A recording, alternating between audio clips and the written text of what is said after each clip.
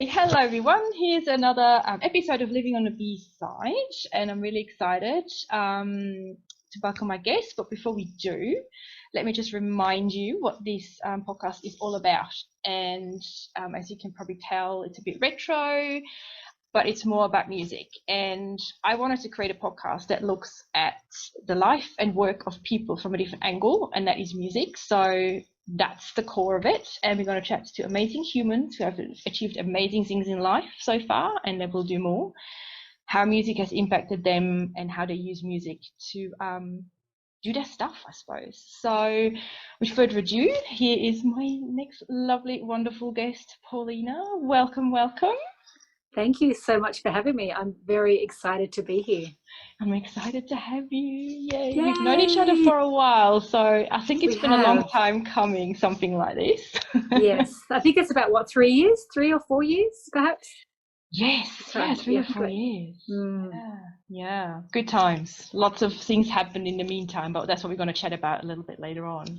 Yes. So what I thought I'll do is I'll introduce you quickly, and if I miss anything that you think the viewers or listeners should know, then please add on to that.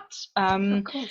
But yes, I've seen you grow and go on your journey to become a coach. And I know you started off as a, let me say this correctly, a conscious uncoupling coach. Is that right? That's correct. Yes, that's right. Which in itself is amazing. So you're helping people basically break up in a way that feels right, safe, and you don't end up bitter at the end. That's right, I think? Yeah, it's just a way for people to separate in a gracious and humble way, and looking at the end of a relationship differently rather than it being nasty and hatred, looking at it as an opportunity for two people to consciously uncouple in a loving and caring way. Fantastic. So you still do that, but then you also now started to go on a bigger mission. I've actually looked that up on your website, so I might quote that quickly to get that right. So you're on a mission to empower women to step into their full potential, help them thrive, rise, and soar, and also help them identify and know that they have a worth, and then create a life that they love. Yeah, that sounds amazing. So tell us a little bit more about that, and how did you end up here? How did it all come together? Well, it all came together when my marriage ended 5 years ago, and I was with my ex, I don't like to call him my ex, my children's dad, but I'll call him my ex for this example because it gets too tongue-tied after that if I say I'm just fumbling my words. So when my marriage ended, that was sort of the catalyst for me to look into, find myself and get into personal growth and self-development. I wasn't aware of it, or I wasn't consciously aware at the time. And it was a journey of self-discovery and personal growth and finding myself again, and being married for 17 years and having 2 children. I'd kind of lost myself in the process. I forgot who I was. I was in a mum slumber. I was sort of had the role of the wife and the mum, but sort of forgot about myself in the process, and had no idea who was Paulina, who was I, and what made me tick, and what made me come alive, and what lit me up, in regards to my soul.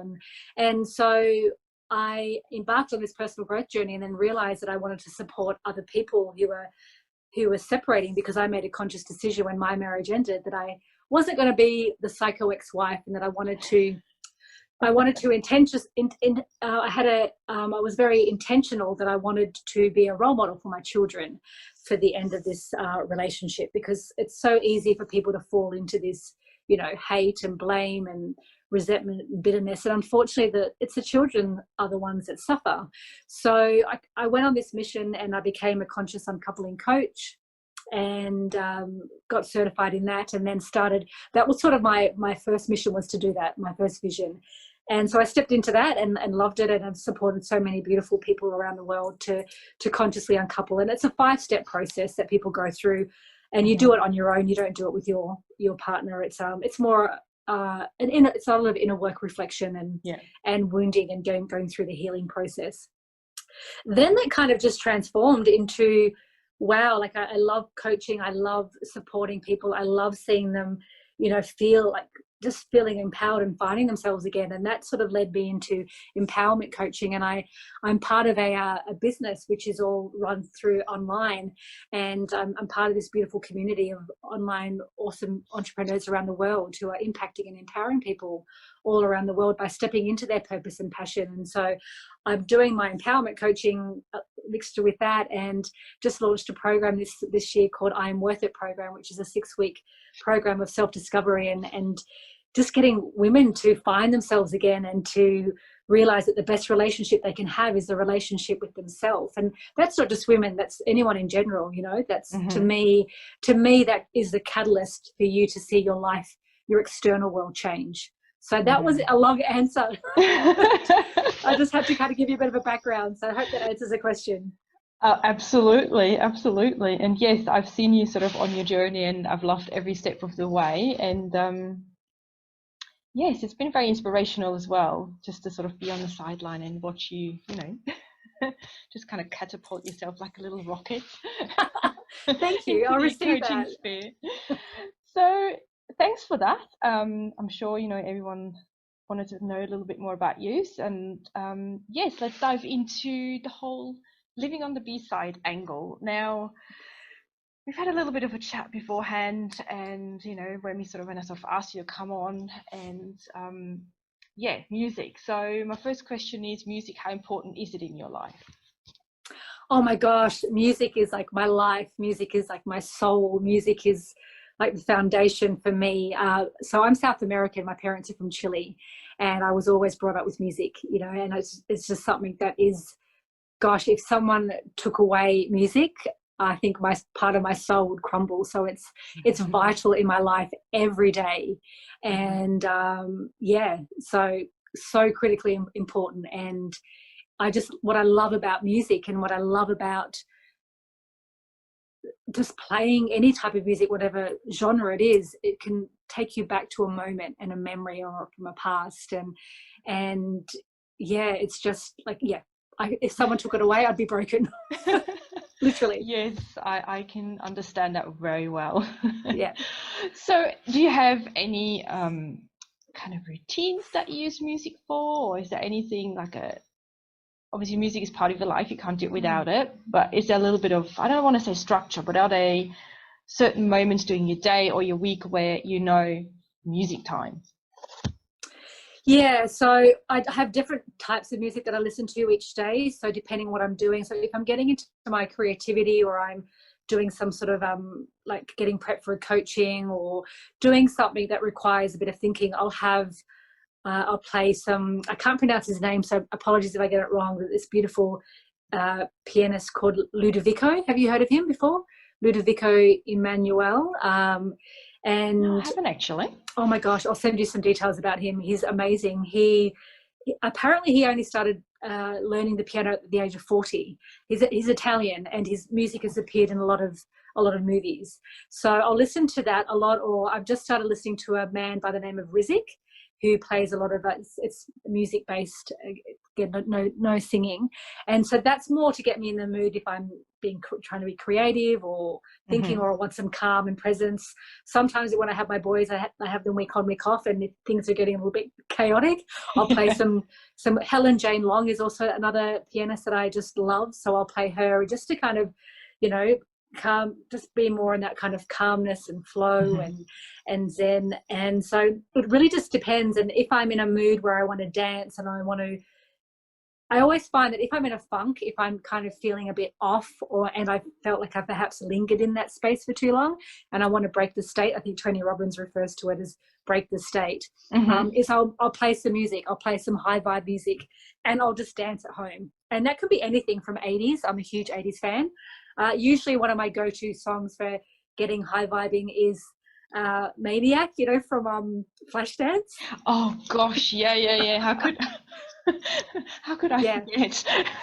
So that's a song that I would just dance around and go crazy with. And so it just really depends on my mood, what I'm doing, where I'm at. Sometimes I'll I have such a wide variety of music that I listen to, but it just depends on what I'm doing at the time. Yeah. That's interesting. Yeah, it's I find it amazing when, in general, when obviously, we talk to people about music and you said it so nicely a little bit earlier on, a song can just remind you of a moment or a phase in your life and then give you those feelings back. And I think that's what a lot of people maybe should use more to help them get ahead. Yeah. Like, especially if you do a lot of self-development, which, a lot of we do, and our circle of friends do. I always find putting on a song that helps me break through like a barrier or lifts me up and then allows me to continue is so well worth it. Yeah. So and I've seen your TikTok videos as well, which are so cool. Well, I do that I haven't done any for a while with the boys, but they're kind of getting to that age now where they're a little bit getting like, TikToks, they'll watch it, but they're not so much in it anymore. So I'm not sure how many more TikTok videos we have to go, but it's just a beautiful time for me too, with my boys as well, to, like whenever we're in the car with my boys too, we're always playing, we take it in turns on Spotify to play a song each, and I just was telling my boys that back in the days when I was young, we had the radio, and you have no idea how lucky you are that you get to pick any song that you want, and play it. And my boys have such a diverse range, like they're really into like rap and hip hop, and I'm like, oh, I never even saw that coming, So it's just, I just love it. And words to songs that just always move me. I always just love the words. Yeah. So that brings me to one of the questions I did ask you before coming on the podcast. Yes. And that is your current favorite song that you have. And I know for you it's hard, but you wrote one down and I've actually had to look it up. Oops.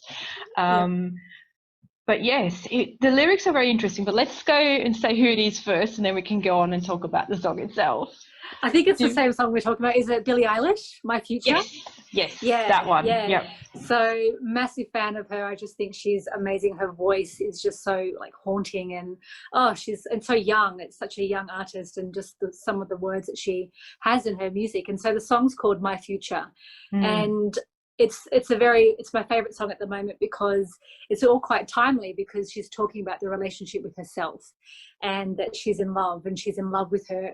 She can't wait to meet herself in the future. And there's just some profound like little bits of the words in that song where it just kind of moves me and gives me goosebumps. And when she says, I'll have to sing it, but I can't even remember the words. Where she says, I'm in love with my future, can't wait to meet her, and then she talks about that she's in love, but she's in love with herself, and she's in love with the person that she's becoming. And there's a bit at the end of the song, and I'm not going to do it word for word, but something about she says something like, I'm not supposed to be happy without someone, but aren't I someone? And I was like, oh, that word is like, aren't I someone? It's like, yes, it's just so true, because so many people are looking for someone to make them happy, or to like fulfill them, or fill in the voids. But when you can work on this relationship with yourself and learn to love yourself and learn to have that self-worth and that self-confidence and fully love everything about you, like, gosh, that's just like, that's the best thing that you can do for yourself, and people say, oh, I want to meet this person who's got blah blah blah blah blah, all these qualities. It's like, well, great, are you all of that? You need to become that in order to attract that, and I could go on for hours about that. But that song is just, I loved it. What did you think of the song? I actually love the lyrics too. And I find it very timely as well, especially with what we're going through at the moment with the V word and being on our own a lot. I mean, some people have obviously their partners, their husbands, family members with them. But still, even if that's the case, it's a time for inner reflection. And if you don't like the person that you are inside, then it might be time to slowly start looking at that. And I found, I just find it really timely, that song. I find it. Yeah. And I think, personally, I think that probably is a reason why we're having so many issues, because people aren't happy with themselves and then projecting that on other people. Yeah, thinking they're the problem, whereas maybe we'll have to start here. Well, it's like that beautiful saying that Michael Jackson says in that song, Man in the Mirror. if you want to make the world a better place, take a look at yourself and make the change. Yeah. You know, that's something that's so profound to me as Goosebumps. well. Yeah, because me too. Because we you know, we bitch and moan about people or the world or this and that and all that. It's kind of like, well, if you want to change the world, it starts with yourself first, you know, and that's powerful. That's where the ripple effect occurs. You know, I see the change in myself with my children and my friends around me, and, you know, and the impact that I'm having, you know, in other people's life. And that's because of the relationship that I've had with myself. And it's just paramount. It's so fundamental and so key. If whatever you want in your life, you know, it starts with yourself. And that's why I like songs that actually make you think. That's why, you know, like you said, Michael Jackson's Man in the Mirror, or, you know, that's why I think lyrics are so important. And maybe that's why I fall back to more of the 80s and 90s music, because I always feel the lyrics had more meaning back then. There's not many artists that I know of, and I might be a bit naive here, but I don't know, educate me if I'm wrong. But the lyrics are just not, it just feels like blah, blah. And I love not just the music, but sometimes I just need the lyrics to mean something to me, to help me overcome something, or just be there and be my friend. Well, I have many that I can pass you on to. You know, so yeah, so true. So that's, and I think that's kind of why I do what I do now with my passion project. I just want people to start paying attention to the lyrics and use them as a support on their way, I guess. And that's why, you know, the song choices that you submitted are really good. I love them. Absolutely love them. So yes, thank you for that. You're welcome. And you also mentioned 2 other songs, and that was actually the question. And I generally ask that right at the end, but we'll make an exception and I'll ask it now. Okay. If you would have to describe your business and or life with one song, which song would it be? Oh, what did I pick? I picked quite a few, didn't I? You wrote down 2. I wrote Courage by Pink. Yes. Was it? Yep. Yes, you did. What was the other one that I wrote? Destiny's Child, Survivor. Oh, Survivor. Yeah, and it's more about, they weren't necessarily my like songs that I played when I was going through my marriage, but I think when we're looking at the words, you know, when we think about the words of Survivor by Destiny's Child, saying, you know, thought that I couldn't live without you. And I can't remember what she says. It's hard for me to not sing it. But she talks about, you know, that I'm a survivor. I'm not going to give up. I'm not going to stop. And I'm going to keep on. It's kind of keep on going on. And now that you're out of my life, I'm so much better. I thought that I couldn't breathe without you, but I can't remember what she says, but I don't actually know the words off my heart. But that one. And then the Courage, you know, like the song by Pink. Not a song that I played a lot, but when I'm summing up my coaching in that sense, have I the courage to change? You know, that's just really powerful, because when you have the courage to change, your whole world shifts, you know, and it starts with that level of awareness to want to change. And many people don't have the courage, because many people are stuck in their comfort of their safety bubble of comfort, and it takes courage to change, you know. And so I love how she says, have I the courage to change, you know. And that's I could have picked quite a few songs, but they were kind of the ones that came up in regards to what I do now. Yeah, fantastic. And I loved not just the Pink song about have I got the courage to change, but also the bit about being the seed, like put your hand in the ground and am I the seed. And I just love, I could actually I imagined myself putting my head down and then growing out of that.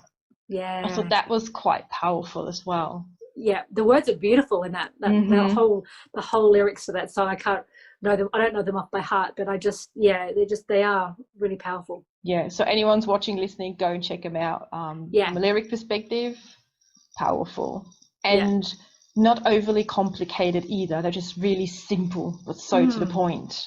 Yeah. So and good ones if you're struggling as well. Especially that Pink one, I thought was. Yeah, because sometimes you do feel like you're buried in the ground somewhere and you can't see where you're going and you feel a bit helpless. But then I think there's a saying, I can't remember who said it, but like, you know, you're like a seed. Yeah. You're about to grow. So yeah. And trust the wait, you know, and embrace the uncertainty and trust the unfolding, as what we talked about before we recorded. Yeah. That's right. Yeah. Exactly. No, I love your song choices. Absolutely great. So when you work with other women, do you ever say to them, you know what, let's put some music on and just let, you know, the tension out of our bodies so we can actually then work on the bits that are important Yeah. to work on? What a great question. No, I don't. However, something for me to think of and be mindful of.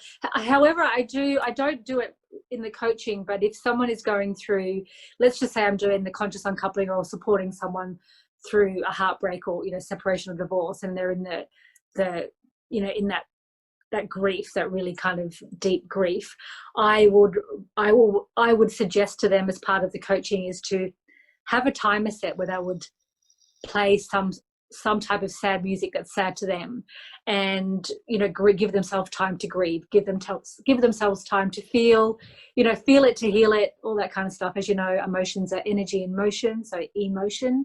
So I would say, okay, you've got 20 minutes, put whatever songs you want on and let it all out. Give yourself time to feel, because many people distract themselves, and as you know, it bottles up in their body, and it's really important to release that. So that's what I do as I shouldn't say homework, but as an activity for them to do. And I remember during my time when I went through this, my psychologist told me to do that, and at that time it was Sam Smith and Florence and the Machines were my two go-to artists to, like, have a howling sort of session for 20 minutes. Yeah. So yeah, and I think that's actually a really good point, because it feels like a lot of times when you go on social media, it's all about celebrating your wins and, you know, pump yourself up. But then I think there is also time and a space to actually just be sad or frustrated and angry and let it out, you know. And if music can help you do that, then please do. You know. Yeah, and music can, you know, especially if there's songs that remind you of the person or something, then it allows you, because otherwise, you know, it's people just suppress it and don't release it. And even though when you're in it, it's painful and it's hard and you don't think you're going to get through it, afterwards, remember what it's like when you've had a good cry. You feel better. You kind of feel like this sort of release, you know, and you know it's not going to go on forever, that the tears will eventually stop, or whether it's tears or anger or something, it's important to kind of release that. Yeah, I remember one of my coaches said to me, because it was a group coaching session, and I'm one to cry easy, so even if it's good tears or sad tears, you know, even a movie or whatever, and it was tough and I was about to cry, and she's like, just cry, because crying's beautiful. Crying is beautiful. So, you know, and we get told crying's not. And I thought that was quite impactful when she said crying is beautiful, because we don't get told that. Well, we don't, and we get told, we don't get told to kind of be with all our emotions, and that we think there's something wrong with us because we're crying, or we're, you know, like we look at crying or anger as a negative emotion, when it's not. It's part of being a human, you know. And it's, you know, I teach my boys that any emotion is okay, and that I will love them, you know, and so they've got a lot of emotional intelligence, because I give them permission to be with their emotions, rather than, you know, I think a lot of people from our age were brought up with, you know, just get on with it, you know, don't cry, you know, suck it up, get on with it, you know, all that kind of bullshit stuff. Oh, I'm not sure if I can swear, sorry. It's okay. You might have beep it out. Beep it out. And so it's where I see this shift now in this the consciousness around the world, that we're realizing that we're teaching people to be much more emotionally intelligent and aware, and being with their emotions, and any emotion is welcome. Yeah, and I think it's a needed shift too. Desperately needed, especially now, given everything that's going on. Yes, exactly. So if anyone feels a bit down and out today, just put on a good music, have a good sob, and then, you know, you can pick yourself up and go again. You will feel better for it. You will. Yes, I just thought of a really great ending question to our interview, which I absolutely loved. There was some really good nuggets in there, and I think a lot of the viewers or listeners will get something out of this, especially if you're female and you want to, you know, go out there and rule the world, so to speak. Yes, so final question before we wrap it up. you're about to go on stage on, I don't know, so many thousand people, however many you want, and you have a song that introduces you, which song would it be? Oh my gosh, it's like on the spot. I know, and I literally just thought that up, so I'm pretty pleased with wow. myself. Oh my goodness, I don't even know if I've got so many songs that I love. I think at the moment it would be that song My Future, but it's not very like high vibing. No, it's not. I'm very much a high vibing kind of girl. Oh my goodness, I wish I had time to think about this question. I don't actually know what I would say. I feel like I'm just like, oh my gosh, oh my goodness, I have to think. You know what comes to mind when I think of you now? I hope you don't mind me sort of. No, please answer the question for me. No, it's good. I feel like a Pink song would probably really suit, you know, one of those, I don't know, maybe, I know from a lyric perspective it doesn't suit, but, you know, so what, I'm still a rock star or something like that. Well, just one of those, what would be a song that's kind of like, I just don't give a shit about what people think, or, you know, like just, I don't know.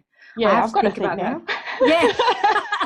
You just put me on the spot. I'll get off this call and I'm like, oh, that's it, that's the one. I'm just trying to think of what is some songs that well, if I was going to go out onto a stage and dance to it, like come out, it's not actually linked to who I am, but just a song that I love to dance to, would be Drake, One Dance. Every time I hear that song, do you know Drake, One Dance? No. Well, I know everyone goes on about Drake, and I'm like, I'm showing my age here. I'm like, okay, I might have to go on YouTube and check him out. He might not necessarily be your thing. He's I'm 45, so we're not like we're similar, kind of on that same age. So so Drake, One Dance is just much more of a like, it's just like high vibing dance sort of, you know, when you go to professional development, like Lexi Preston's one that we went to, they would have that on as a breakaway sort of one. So but that doesn't sort of sum up who I am. That would just be me to get people in the mood, you know. Yeah, but that's important too. You want to get people in the mood on your energy level. So yeah, I'm all right with that answer. It'd be a bit of that, or it would be a bit of. I'm really into African music, so it'd be a bit of Pepe Kaye, or a bit of Diamond Platinum. Oh gosh, I'm going crazy. Or YC. Gosh. Oh my God. Well, I don't know, like Madonna song. I don't actually know. It could be anybody. Too many. Too many. Spotify playlist, here I come. I know. Yes. Awesome answers. I can see myself writing it all down and gonna go down the rabbit hole of looking them all up now. I'll see you on Monday. Yeah, I'll send you the links for Ludovico. I think you'll really love him. I actually don't know if you like piano music or not, but and what I'll do is once everything's done here, I'll pop them also in the link so people can go and check it out too. Oh, awesome. Yeah, I'll send you all the links. Fantastic. Well, thanks so much, Paulina. I honestly enjoyed it. It was really nice jamming and easygoing and, you know, a bit different. But, I got quite a few good things out of it, and I hope you've enjoyed it. Yeah, thank you so much for having me, and I hope people take something away from this, whatever it is. I'm sure they will. And if the only thing is, you know, just put on a good song and just wiggle your bum and, you know. Yeah, or have a good cry. Or have a good cry. Exactly. Yeah. Thank you so much. Thanks so much, Paulina. And thanks everyone for listening, and I'll see you on the next episode. Bye. Bye.